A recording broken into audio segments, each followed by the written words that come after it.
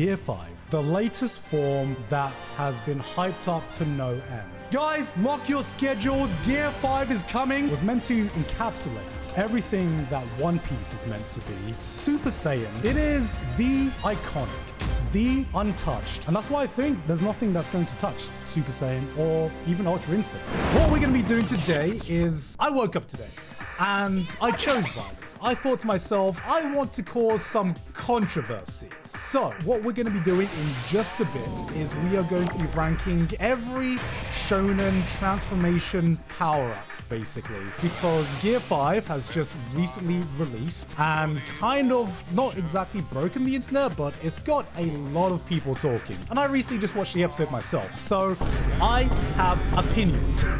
There is no way this stream could ever be taken in any sort of controversial way. There is no way there's going to be any hot takes in the stream whatsoever. Everyone's going to agree with all of my opinions, and that's going to be the end of that. First up, we have Mob Psycho reaching basically 100% or question mark percent. Oh, this is going to get very, very salty.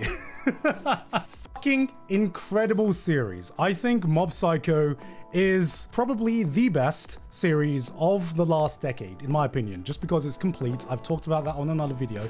Fucking amazing series. S-tier show. In terms of just having a transformation and power-up, what I like about the Mob Psycho power-up transformation is that there's always the question of what really happens when he goes 100%. What happens when he breaks all limiters? Because throughout the entire series, you see that emotional level ramping up, and then ramping up, and then it gets closer and closer to 100, and then Mob gets more and more powerful. And then eventually, small spoiler, but eventually he does reach 100%, and sometimes he might even go beyond 100%. I think it's cool that there's the anticipation there. In terms of how cool the power-up is, it is just a basic stat increase. There's not so much visual flair to it, aside from he gets the aura around him and his hair starts flying. But I think the reason this might have less impact than some other transformations on this series is just because Mob was fucking OP from the beginning. There was like no real surprise that, you know, someone was going to break him and he was going to go beast mode. So I think just in terms of transformation, it's like B tier. This is like the minimum I would expect from any shonen transformation. Him going 100% did everything that I thought it was going to do. It was hype. Do I think about Mob when I'm in a fucking gym session and I want to like power up? I think about Mob not powering up. I think about his life lessons and his life attitude of trying to be the best person. Even if you are powerful in one aspect, you try to train other aspects that you might be weaker at. That's what I think is a more powerful message than him giving in to his 100% emotional powers and becoming the strongest psychic in the world. I'm glad he came first because I think he just kind of sets the baseline of what we should expect from a shonen power-up. All right, next we have Kuroko no Basket, The Zone. Now, conceptually, you have to think to yourself, Kuroko no Basket is a sports anime / manga. How do you bring shonen power-ups and forms into sports, anime, and manga? And conceptually, I like how they try to verbalize this concept of just the flow state. The entire point of The Zone is it's when an athlete hits that flow state and everything just hits. My problem with The Zone is that, yes, it was fucking hype the first time we saw it. I did not like that they treated this flow state kind of like a shonen power-up transformation. That was my least favorite part about it. By the end of the series, one thing I thought was fucking stupid was you have Zone, which is flow state, and they would basically put a time limit on how long you could be in Zone. It would get to a point where people could just switch it on, then switch it off because they had like a certain time limit. And so you were like, okay, in the first inning, I'm going to use Zone for like 10 minutes and then I'm going to switch it off. And then I'm going to switch on Zone again in the last 10 minutes of the match. And I'm just like, it doesn't fucking work this way. Athletes and pretty much everyone in flow state, it just happens naturally as you're doing an activity. Yeah, this is one of the worst ones actually. I'll put it at D tier. I don't even think that this should be a transformation. I do not think that zone should even be a power-up. Ooh, so Gon going absolute beast mode and destroying Pitto. This scene was so fucking intense that I felt bad for the bad guy. I felt bad for Pitto then, just because Gon went fucking hard. This scene was one of my favorite scenes from Hunter x Hunter. It is definitely one of the hardest hitting scenes. It's kind of like thematically similar to Mob, which is what happens when you just fucking break a character, when you just emotionally break a character and they just become a ball of pure anger and hate. And I love that concept. I think that this is already going to rate high. Another thing I loved about this is that one thing I don't like in shonen power-ups, or one thing that might dock a few points from me, is when there's no downside to a power-up, when you don't have to sacrifice anything. Because like, this is one of my favorite things about Hunter x Hunter in general, but like the Nen power system, it just like makes sense. It's kind of like Fullmetal Alchemist, where no one gets powerful quickly without some sacrifice. It feels like the law of equivalent exchange. Look at me talking like someone who has watched Fullmetal Alchemist. Look at me, guys. Because Gon got so powerful so quickly, we had an entire arc where he was basically on death's bed. We had to introduce another character that was almost equally as broken in order to cure him. So all in all, this is a fucking great transformation sequence. It hits hard. The real question is it A tier or S tier? I am going to put it in A tier. The reason I'm going to put it in A tier is because, yes, that scene was impactful. Yes, it went fucking hard. It only happened once just because I feel Gon could only use it once. There are some other power-ups that become a staple of that series, that influence the direction the series is going. This felt more like just an outlier, more than something that should only happen once. That's why it should be an S tier. I disagree. Yes, people can like have a one-off power-up, but to me a power-up should be something that has like some kind of consistency to the series, right? Otherwise you are kind of just using a skill that's going to kill you, which this technically is. You get a cool way to send yourself off before you die, basically, and to me that defeats the idea of a shonen power-up, at least to me. But to me, Gon, still A tier, still great, still a great power-up. All right,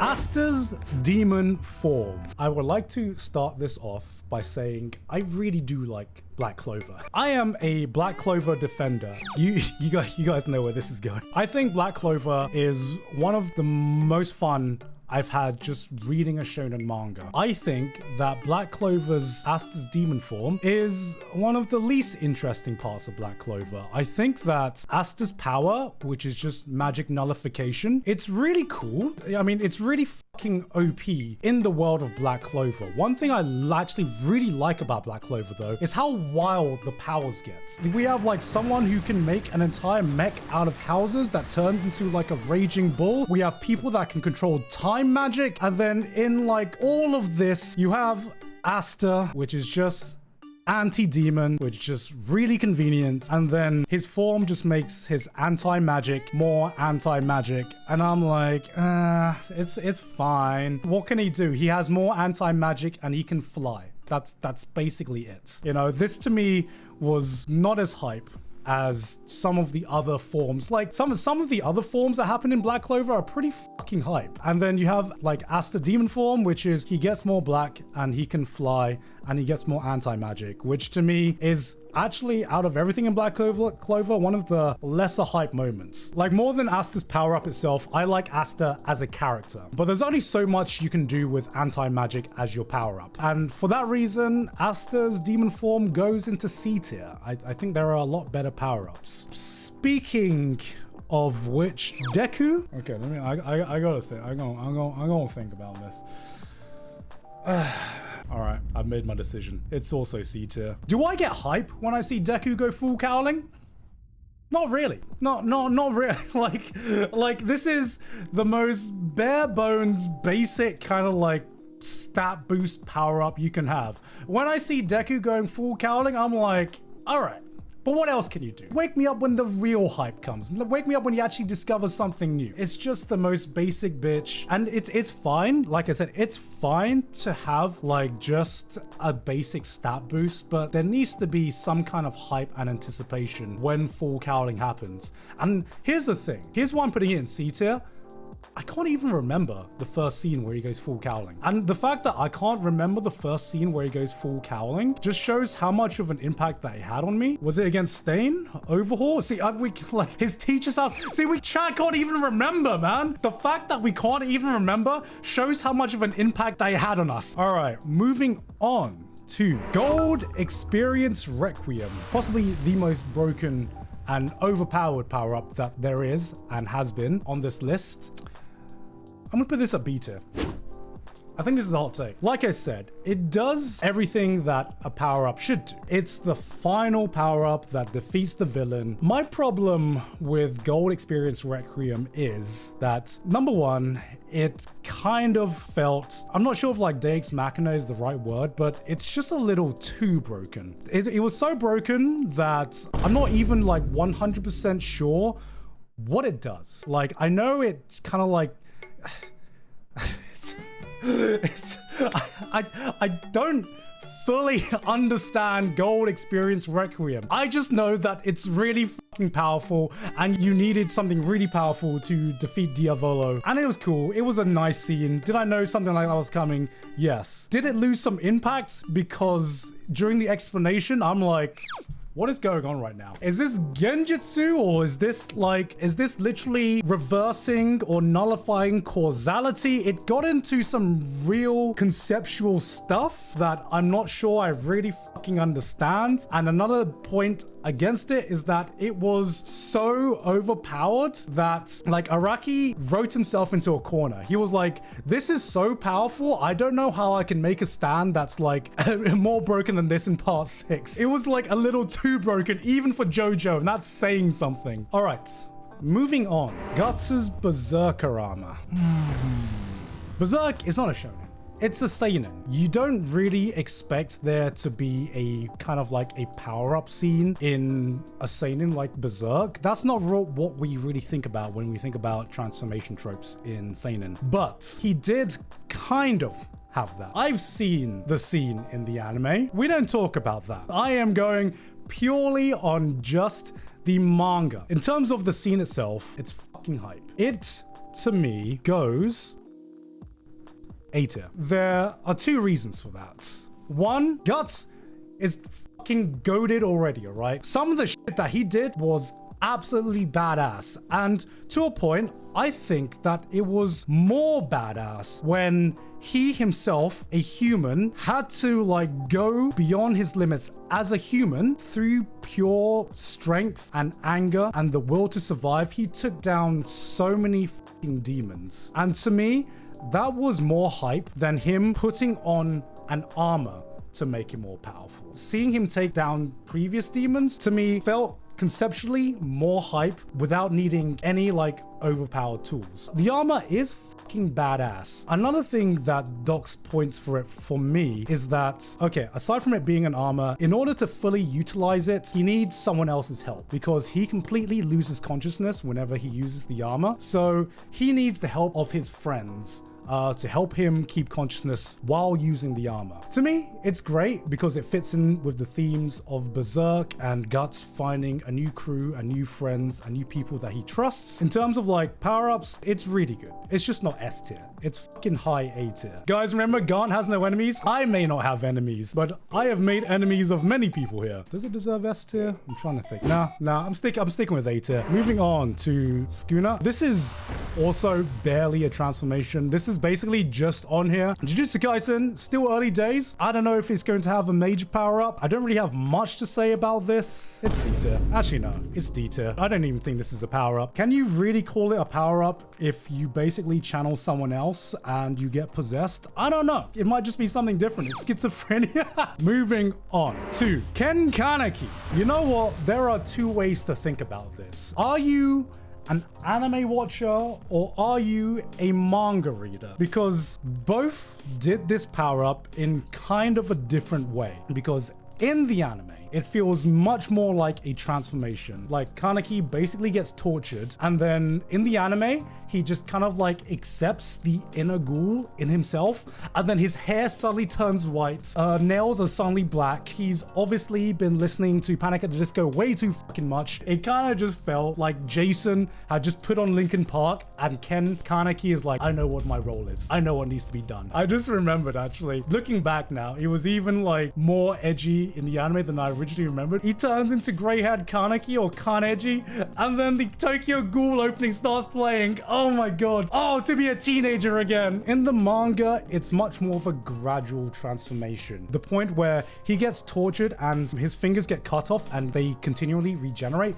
That's why his nails are black. His hair slowly turns white out of like the pure stress and anguish that he goes through. And it doesn't turn white completely out of the blue. It's like 1 to 2 strands at a time, but it's like the implication that he's gone through so much mental anguish that this is his physical transformation, how much torture he has gone through. Tokyo Ghoul has always been on that cusp of edgy and serious, and the manga skirts this line perfectly. The anime goes way into like fucking Edgeville, so I'm gonna take the best of both worlds. And no, it's Sita. It's Sita. I'm looking at Mob. I'm looking at Gold Experience Requiem. Actually, no, it's B tier. The fucking Tokyo Ghoul opening, that made that scene. I remember that scene. It made an impact on me. It goes into low B tier just because you hear, oh shit,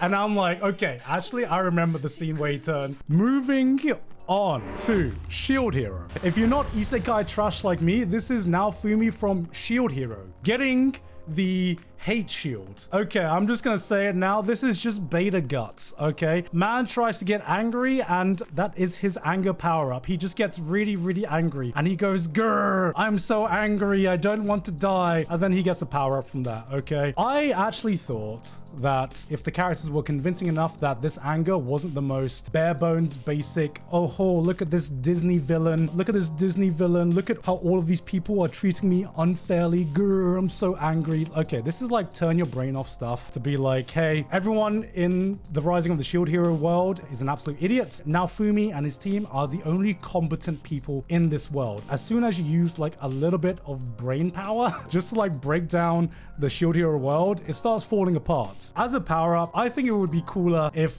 the shield did what a shield is meant to do, and he could rely on like other people, basically. All right. Okay. Ooh. Now for a big one. I'm actually gonna rate these at the same time. Naruto has a lot of power-ups. These are the only 2 power-ups that really left any impact or memory to me. I know like he has like fucking, was it like Byron mode or whatever the fuck? First, maybe hot take of the day. Sage mode is the superior power-up in Naruto. It's not Kyuubi chakra form, it's Sage mode. To me, Sage mode is peak power-up for Naruto. It's the best one, all right? I liked the whole point of Naruto being the underdog and having to find new ways to train himself and work hard to achieve his goals. And I'm gonna be real, I don't like Kyuubi mode. Here's the reason. What I got into Naruto for. It goes against what I think is the entire philosophy of Naruto, which is work hard. Don't worry about not being a genius. If you put the work in, if you rely on yourself, then you can achieve the dreams that you want to achieve. Kyuubi mode is, hey, Kyuubi, give me chakra. This is him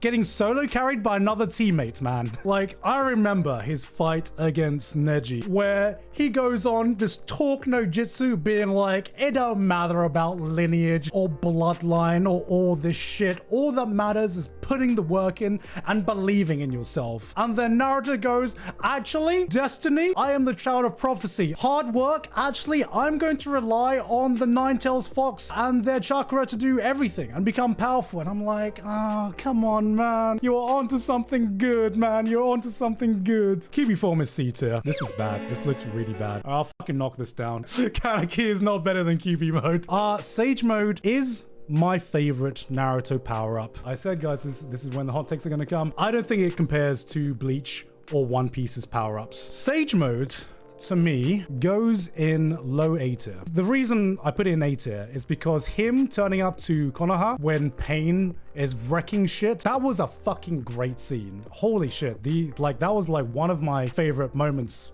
in like Naruto, and possibly the last moment in Naruto that I really was invested in and enjoyed the most. In terms of like the initial impact of him showing up, it is definitely up there. And I really wish that Sage Mode had come in clutch against Pain and he didn't need to rely on going Berserker mode and going Six Tails to really make a dent into Pain. It's still an A tier. It does have that initial impact. I love the concept. I just wish it was used more often. All right, Tanjiro's Sun God or whatever power. This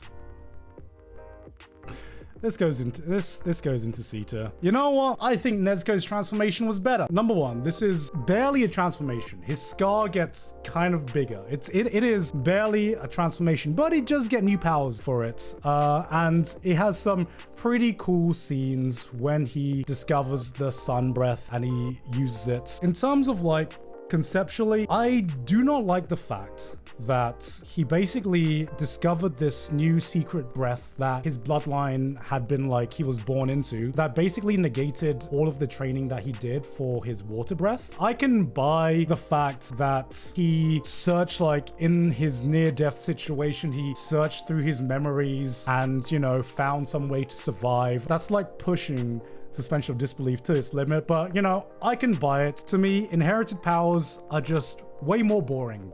I wouldn't exactly call it an arse pull because it didn't completely come out of nowhere, but it was like pushing close to it. All right, moving on to Bleach. I'm gonna go in reverse order for this one.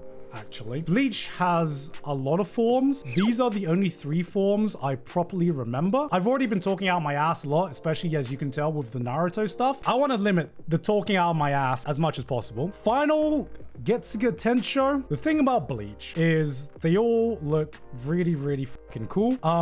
This one is my least favorite one. Didn't really have as much of an impact for me, mostly just because at this point, I was just not as invested in the Aizen fight as previous fights. Fighting Aizen felt like it took a millennia, and when I saw the final Getsuga Tensho, I was like, finally. I will say, like, it looks fucking cool, but again, it was a one-time use, and I felt like it didn't really have as much of an impact as his previous transformations. Like when he went Vasto Lorde, that was one of the only few scenes that I really, really liked in the Hueco-Mundo Arrancar arc. Like his fight against Ulquiorra is, I think, the best fight post Soul Society. I think to me that fight left more of an impact for me than anything that came after it, any of the Aizen bullshit, anything with like the war arcs that came after it. And him going like Vasto Lorde and just completely losing his mind, kind of like Gon. It was kind of just like a one-time use, but it was awesome. And it's a badass design as well. I don't think the anime did justice to how fucking cool this looked like in the manga. It is not S tier because S tier is reserved for the original Bankai, baby. Holy shit. Bleach fans, I don't give you many W's, but this is one of them. Ichigo going Bankai for the first time is up there as one of my favorite transformation sequences, one of my favorite power-up scenes in all of anime. It's still to this day, as much as I have clowned on Bleach in the past, I will always fucking defend this shit. This had everything that I look for in a transformation sequence. It had the anticipation. You knew that this was coming. You knew that Ichigo was training towards this. And another thing is that I just fucking love the concept of Bankai. There's like Super Saiyan where you scream to get to the new level, right? And then there's something as cool and calculated as just saying Bankai. It's just like 2 syllables. And every time you hear it, you can feel the fucking chills raising up on your hairs. It's such a cool concept, and I think it epitomizes why Bleach stands out. It's because like, it is just cool. Moving on to Digimon transformations. Who here watched Digimon? because I have not seen Digimon for a while, but there is one transformation sequence that, as a kid, I watched. And I haven't rewatched it. I am purely looking at this through nostalgia goggles right now, so maybe it hasn't held up well. But there is a scene in the Digimon movie. There is an ultra powerful Digimon, and the two main protagonists, their Digimon have gone mega form. But you know what? It wasn't enough. So what happens? They harness the power of the internet and combine with the power of friendship, and they go into an even more ultra mega form, and they combine to turn into some kind of mech knight hybrid, and it was fucking hype. As a kid, this was like, this is it. I'm not gonna justify this. This is S tier. This to me, in terms of impact, was as much as like Ichigo going Bankai for the first time. Did I have less brain cells and less neurons back then? Possibly. That's kind of why I don't want to rewatch it, but you know what? I'm gonna keep it in my memory. I was more interested in this than any girls in my school or whatever. This is when I became a man for the first time, guys. Moving on. Eren Yeager. Like, it's not really, it is a transformation. Is it a power-up? I mean, I guess, but Eren was kind of useless for a lot of the times in his base form, so it's more like getting into a mecha for me. I don't really have a way to justify this power up. It probably goes into like C tier for me. I don't really watch Attack on Titan for the shonen power ups. I watch it to see Eren commit war crimes and him being a compelling character. Moving on to Rimuru becoming a demon lord. So where do I put this? So in terms of visually speaking, he doesn't really get that big of a visual change. This is more of an internal change than anything. What really makes this transformation stand out is the person that Rimuru had to become a demon lord. He gets new drip, which is great. But what stands out to me is he had to become a cold ass motherfucker. He tried to befriend everyone. He came in with the shonen protagonist mindset of the power of friendship will triumph all, we can all get along. And then he just commits genocide. So kind of based, am I right, guys? No. What we saw here with Rimuru is someone trying to do something good and seeing the consequence of that action, of not exactly being condemned for being good, but having consequence for being naive. This one goes into B tier for me. It's not so much about the transformation itself. Of course, he gets more powerful. It's more of the journey he had to take to become more powerful. Moving on to, I cannot even remember the name of this power-up, but it's from Kill la Kill. And considering I can't remember the name of this power-up, the one where she went to space, I guess I'm going to kind of like put both of the power-ups into one because it's not just her. I'm so bad remembering names in like real life anime character names. Satsuki, where their clothes like fuse together and they become basically super glowy horny mode. Yeah, this one's C tier for me. I remember when they did the space thing. I don't think the final battle of Kill la Kill was the best fight of Kill la Kill. Them going to space at that point, it almost felt expected. I don't know why. I remember a lot of fights from Kill la Kill. The final fight was not one of them. Of course, she was going to get a power up. Unfortunately, it did not leave that big of an impact for me, because what did leave a way bigger impact for me, it's Gurren Lagann, baby. It is Gurren Lagann. This is A tier. This is the original, man. This is the original. The thing about Gurren Lagann is that there has never been a transformation that has been more over the top than Gurren Lagann. Should it be S tier? Let me think. Is it more impactful to me?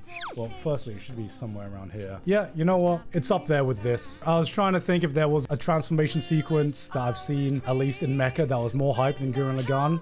There's not. Watching Gurren Lagann go super, taking top of Gurren Lagann, that gave me the same childhood hype and excitement as watching Omnimon. So it's S tier. The problem with Gurren Lagann is that it has set a bar that people have tried to reach, and every single attempt has failed at having that same impact as that final fight from Gurren Lagann and going Super Tengen Toppa Gurren Lagann. Going into your final form and literally using galaxies as fucking shuriken. I don't know how many life forms got wiped out by just these two fucking characters going at it through the entire universe. But you know what? I don't fucking care. That to me, what after I thought about it, is why it's S tier. All right, moving on to Yami, who is definitely a transformation, but I mean, I don't know about you guys. I don't like this transformation. This goes into D tier for me because one,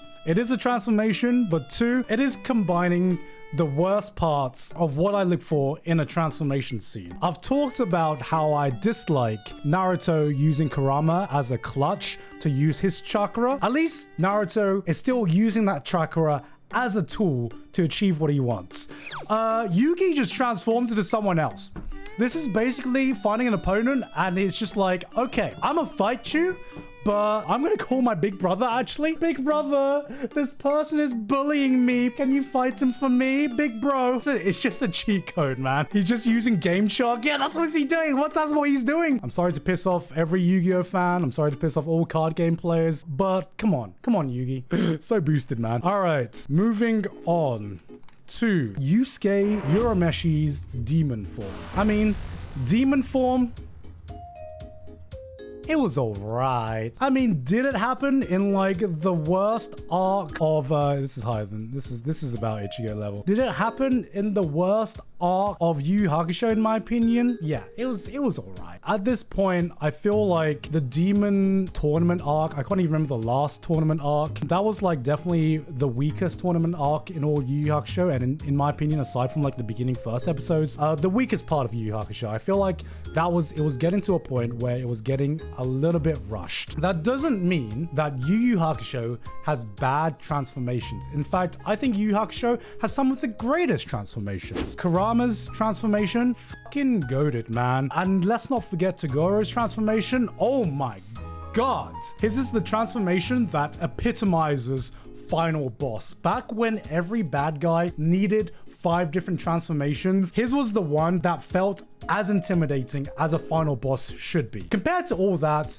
Yusuke's final transformation, his demon form transformation, kinda just didn't hit as hard as his counterparts, his teammates, his rivals, and the villains he fought against. He didn't really need a transformation to go up against them. Part of the best parts of Yu Yu Hakusho were his training arcs and him finding a new power. He didn't need a visual power-up. He just needed a cool, badass training arc. That's all that Yusuke needed, baby. Now that I remember it, Yusuke's not in control in this transformation even, is he? Yeah, because he was having a really hard time because Sensei was so overpowered, and then the only way that Yusuke could have defeated him was by calling on his fucking demon dad or whatever he was and letting him autopilot. Yeah, actually I think this goes down. This goes to Kurama level, which leaves us with the final 2 shows. Okay, so we have One Piece and Dragon Ball Z. Let's start off with my least favorite transformation. One thing that I really respect about One Piece, and let me dick ride Oda for a second. Let me be that toxic One Piece fan for just a second, guys. Like, Oda has had a very unique approach to shonen transformations and shonen power-ups. It feels like every form not only looks very different, but also thematically feels very different as well. He has found a very unique way to go around Luffy's goofy-ass power of just being rubber. The power that makes the least sense to me is Gear Third. Yeah, that's B tier. One thing that I really respect Oda for doing is normally when you get a shonen power-up, you go one at a time. In Enies Lobby, Oda was like, I ain't gonna do things by the book. You want one power-up? No, I'm gonna give Luffy 2 at once. And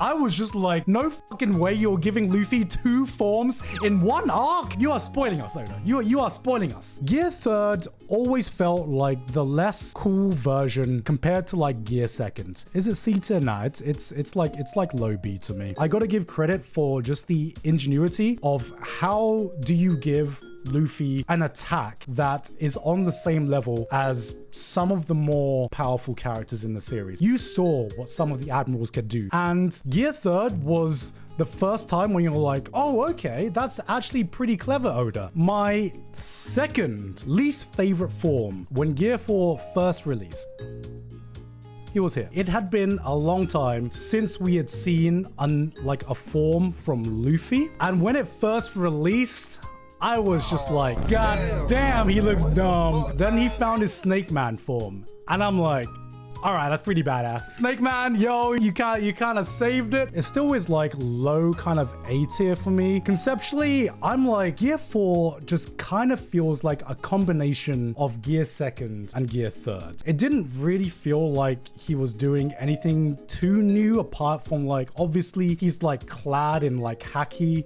and all that shit. But like, I think, why can you not just do that in your base form if your haki's like that strong? So that's why it kind of had like less of an impact for me than Gear 2nd. One thing I really like about Gear 2nd is just the aesthetic. Out of every gear so far, apart from maybe Gear 5, the fact that his skin turns pink and the fact that you start seeing him steaming and everything like that, it's just so fucking sick. And the way that the first fight against the Dodo Man, that's just fucking iconic, man. I don't normally watch One Piece for the action. To me, One Piece's strength lies within a lot of the more heartfelt, the character moments. To me, the fights have never stood out to me as much as something like Bleach and Naruto. But the Gear 2nd fight is the one fight that wasn't based on like pure emotions alone. It was just pure hype. It was still an echelon below Bankai though. This hurts me to say. As a One Piece fan, like, I feel like the build-up, the anticipation, and the payoff for Ichigo going Bankai for the first time just hit harder and hit deeper than Luffy going Gear 2nd, which kind of like was dropped out of nowhere, which was cool. When I think power up, I still think Ichigo going Bankai. Which leads me to Gear 5, the latest form that has been hyped up to no end. It is the one moment that every One Piece fan shat themselves over, apparently, if Twitter or X is anything to go by. I literally could not escape Gear 5 Luffy. I can't think of another form that's been so openly plastered everywhere for everyone to see, whether you're caught up to One Piece or not. I was spoiled by Gear 5 Luffy, and when I wasn't even caught up to the manga. Like, even the official One Piece YouTube channel was like, guys, lock your schedules, Gear 5 is coming. And I'm like, but what if people aren't caught up to the manga? When I first read the manga with these expectations in mind, I was like, it's all right. It's good. Didn't have the impact that I thought it would. It was very overhyped. And what I mean by overhyped, I feel like I would have appreciated it more if everyone wasn't gassing this up and talking about this online when I was reading the manga. Which is why I went into the Gear 5 anime, kind of like trying to blanket out everything that I could. And it was only when I watched the anime did I truly understand why people hype this up so much. To me, Gear 5 is S tier. It does something I've like never experienced seeing with like an anime transformation, because when I read the manga, like, Gear 5 didn't make sense. He can bend reality. Does he get more Congress haki? He can like punch Kaido and like go out of his eyes, and then nothing makes sense anymore. This fight doesn't make sense. And then seeing it in anime form, just something magical happened. When he went Gear 5 and when he started fighting Kaido, this reaction happened where I just had the biggest smile on my face. I could not watch that fight and just not have a massive smile on my face. Everyone expected a new form to get people hype. And what Gear 5 Luffy did is it completely subverted all of the emotions that you were meant to feel seeing a new hype form. And you just start laughing. You start having fun. You do exactly what Luffy wants you to do. You start getting infected by just Luffy's bubbly energy, you know? And I think there's something fucking magical about that. To me, Gear 5 perfectly encapsulates what Luffy as a character is about and what One Piece is about. If Gear 5 was meant to encapsulate everything that One Piece is meant to be, Super Saiyan and Super Saiyan 2 and Super Saiyan 3 and every single iteration of Super Saiyan encapsulates what a power-up is meant to be. It is the iconic, the untouched, the father of anime power-ups and transformation, and I cannot see anything taking its throne. Conceptually, it is very simple. You power up and you get a stat boost. It's not like fucking Gold Experience Requiem where you get like reality bending powers, deep conceptual things like Gear 5 that tie into the themes of the story and the characters and everything like that. It is pure and simple. It is reaching deep within yourself to find a power that is laying dormant within you that helps you to achieve what you need to achieve. Whenever someone powers up, you see someone powering up in a fight, in a sporting event, in real life, there's something so intrinsic about seeing them and being like, yo, they're going Super Saiyan, man. And I think this translates over into Ultra Instinct as well. Because remember when I said about the zone being like a flow state? To me, Ultra Instinct is that flow state. It is what the zone wanted to be. You have Super Saiyan, which encapsulates looking deep within yourself to gain a new power. And then you have Ultra Instinct, which pretty much encapsulates you going into your flow state. You doing this activity and becoming so entranced with it, you reach a status that you cannot normally reach, and everything just seems to be so fucking natural about it. Super Saiyan and Ultra Instinct, such a commonly used phrase for so many different activities. It's so tied within how we feel when we try to achieve something greater. And that's why I think there's nothing that's going to touch Super Saiyan or even Ultra Instinct. And that was my tier list for every anime protagonist transformation that at least I have seen, or at least I think I have seen. There are probably going to be a lot of salty people in the comments, so if you agree with this list, if you disagree with this list, please leave a comment just to see where I went wrong with this list. I'm sure there's going to be a lot of disagreements. If you like this, I'm streaming live on Twitch, twitch.tv/gigarch, and if you're watching this on YouTube, please give a like and subscribe. But anyway, that's been it from me for today. I've been Gigarch, and I'll see you all next time. Bye-bye.